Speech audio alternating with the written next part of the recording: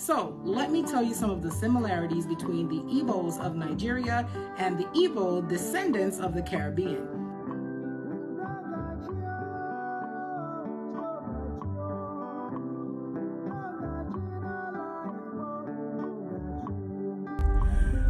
Yes, my beautiful people, I am excited about the development of our project, Unify Igbos Now, and our international unification project, which is Acho Nwanne'm.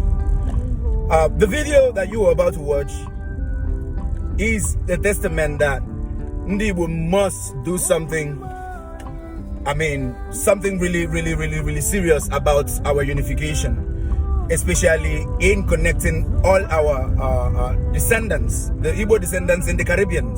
Just like we've launched the Acho Nwanne'm project, it is important that every Igbo person supports what we are doing. It's not to sit on the fence. It's not to stay at a place and watch us. Okay, let you see what we can do. If we can succeed, then you can now jump into the moving train. No.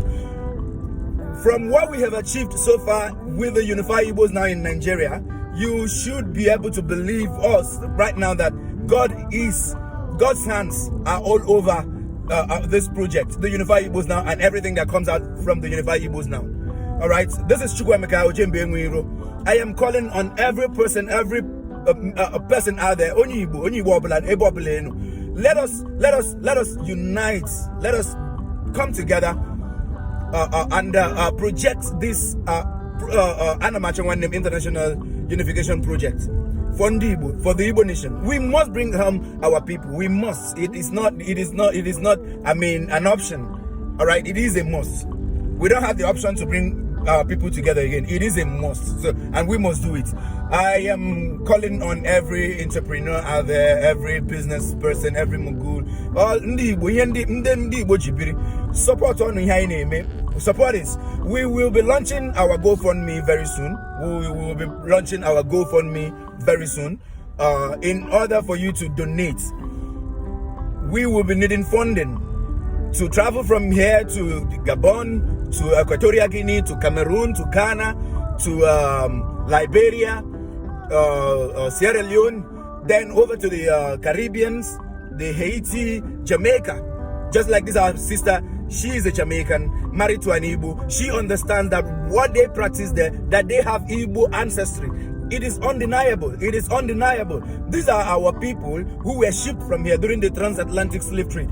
We should not sweep these things under the rug. We are working now. Thank God for social media. Thank God for what is happening in social media. And thank God for the invention of social media, in fact. We can now change the narrative. We can now do something meaningful without paying huge money to media houses to carry our news or carry our project, our films. Now we can do these things on our own. And by the grace of God, I am my team. By the grace of God, we are out. We have been ordained for this.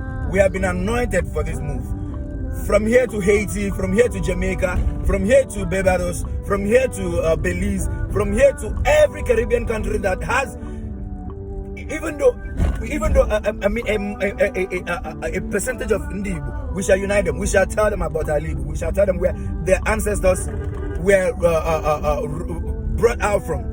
This we must do. This is we must do, and it is in our right to unite our people. Thank you very much. As you remain your own faithfully, Chukwuemeka Ojembe Igbo niile. Anyanwụ Igbo. Kudochia n'ala Igbo. Ise. If you're a person that does not like the Igbo culture, you may want to scroll past this post because this is going to have Igbo Amaka written all over it. So many of you have seen me in videos and you've thought to yourself, she looks just like an Igbo woman. And guess what? You're absolutely right. But let me tell you the little secret behind it. See, it all started with the transatlantic slave trade. During the transatlantic slave trade, many of Igbos were taken to the island of Jamaica. And though they were not home, they took everything they had with them, which includes their proverbs, the language, their culture, and most of all, their entrepreneurial spirit. So let me tell you some of the similarities between the Igbos of Nigeria and the Igbo descendants of the Caribbean. For example, our language.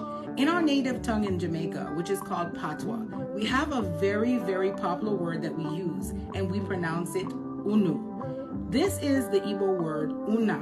It means you people, or all of you, or you all. We use that every single day in Jamaica. By the way, if you're loving this shirt and you're thinking, well, Shika, where can I get one? Make sure you go to ldrvisa.com and click on shop. Anyways, back to the video. In Jamaica, we have some famous Igbo proverbs that we use every single day, but the truth is, most modern day Jamaicans are not aware of where their language and a lot of the things that they're saying is coming from. The truth is, it came from the Igbos of Nigeria. One of the popular proverbs that we use all the time is, "You will see a watawa ga pumpkin belly."